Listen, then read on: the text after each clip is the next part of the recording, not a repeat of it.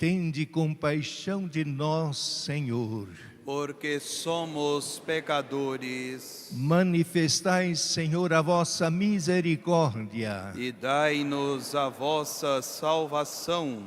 Deus Todo-Poderoso e Misericordioso, tenha compaixão de nós, perdoe nossos pecados e nos conduza à vida eterna. Amém.